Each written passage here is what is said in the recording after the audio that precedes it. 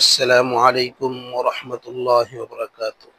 সম্মানিত দর্শক মণ্ডলী, আশা করি আল্লাহর অশেষ মেহেরবানিতে আপনারা সকলে ভালো আছেন। সম্মানিত দর্শক মণ্ডলী, আজ খুব গুরুত্বপূর্ণ স্বপ্নের ব্যাখ্যা নিয়ে আপনাদের সামনে উপস্থিত হয়েছি। আজ খুব গুরুত্বপূর্ণ স্বপ্নের ব্যাখ্যা নিয়ে আপনাদের সামনে উপস্থিত হয়েছি। আমরা অনেকে স্বপ্নে উকুন দেখে থাকি। আসলে স্বপ্নের মাঝে উকুন দেখা এটা কেমন? স্বপ্নে উকুন দেখা এটা কেমন? এটা কি ভালো একটা লক্ষণ না খারাপ লক্ষণ? এই বিষয়ে আপনাদের সামনে খুব গুরুত্বপূর্ণ আলোচনা করব। আমরা অনেকে স্বপ্নে উকুন দেখে থাকি, উকুন দেখে ঘাবড়িয়ে যাই, পেরেশানিগ্রস্ত হয়ে পড়ি, বিচলিত হয়ে যাই। বিভিন্ন লোকজনের কাছে হরকত করতে থাকি, দৌড়াতে থাকি এই স্বপ্নের ব্যাখ্যা জানার জন্য। আসলে স্বপ্নে উকুন দেখা এটা কি আসলে ভালো লক্ষণ না খারাপ লক্ষণ?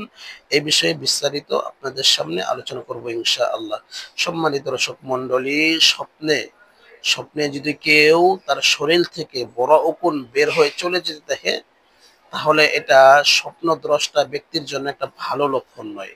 স্বপ্নে যদি কেউ তার শরীর থেকে বড় ধরনের উকুন চলে যেতে দেখে, তাহলে এটা স্বপ্নদ্রষ্টা ব্যক্তির হায়াত কমে যাবে এমনটি বোঝায়। অর্থাৎ স্বপ্নদ্রষ্টা ব্যক্তি হয়তোবা এই পৃথিবীর জমিনে আর বেশি দিন বেঁচে থাকতে পারবে না।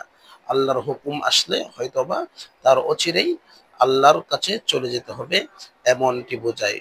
কারো কারো মতে স্বপ্নে উকুন দেখা এটা পরিবার পরিজনের প্রতি অনুগ্রহের লক্ষণ। অর্থাৎ স্বপ্নে উকুন দেখা এটা পরিবার পরিজনের প্রতি অনুগ্রহের লক্ষণও বোঝায়। কারো কারো মতে নিশ্চয়ই উকুন এটা চিন্তা এবং গ্রেফতারের নিদর্শন বোঝায়। অর্থাৎ স্বপ্নে উকুন দেখা এটা স্বপ্নদ্রষ্টা ব্যক্তি চিন্তিত হবে এবং সে গ্রেফতার হতে পারে এমনটিও বোঝায়। স্বপ্নে উকুন খেতে দেখা, কেউ যদি স্বপ্নে উকুন খেতে দেখে তাহলে এটা খুব একটা ভালো লক্ষণ নয়, এটা নিন্দনীয় একটা বিষয়।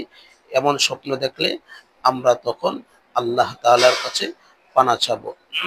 সম্মানিত দর্শক মণ্ডলী, কেউ যদি স্বপ্নে দেখে যে সে কারো কাপড় থেকে উকুন বাঁচতেছে, কেউ যদি স্বপ্নে দেখে সে অন্য কারো কাপড় থেকে উকুন বাঁচতেছে, তাহলে এমন স্বপ্নে দেখা স্বপ্নদ্রষ্টা ব্যক্তি ওই ব্যক্তির উপর অনর্থক মিথ্যা আরোপ করবে এমনটি বোঝায়। এমন স্বপ্ন দেখা ভালো একটি লক্ষণ নয়। অন্যের উপর মিথ্যা আরোপ করা এগুলো একটা ভালো লক্ষণ নয়।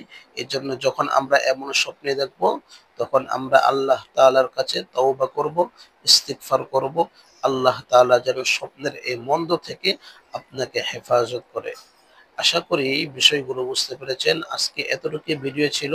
ভিডিওটি কেমন হলো সবাই লাইক কমেন্ট করে জানিয়ে দিবেন।